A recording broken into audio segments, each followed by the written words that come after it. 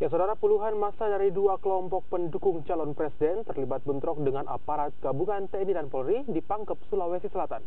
Mereka menolak penggunaan kotak berbahan utama kardus yang akan digunakan pada pesta demokrasi mendatang, serta meminta aparat untuk netral. Ya, simulasi penanganan aksi bentrok antar pendukung calon presiden ini melibatkan berbagai elemen dan berlangsung di depan markas Kodim 1421 Pangkep. Aksi yang sebelumnya berlangsung kondusif tiba-tiba tak terkendali setelah salah seorang peserta aksi melempar ke arah petugas hingga memancing peserta lainnya bertindak hal serupa.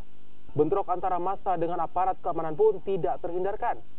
Simulasi latihan pengamanan pemilu dilaksanakan personil Kodim 1421 dan Polres Pangkep untuk memastikan kesiapan personil dalam mengamankan pesta demokrasi mendatang. Tidak ada lain tujuannya kecuali untuk mengamankan pemilihan legislatif dan pemilihan presiden untuk tahun 2019. Karena itulah tujuan utama kita melaksanakan latihan dan memotivasi anggota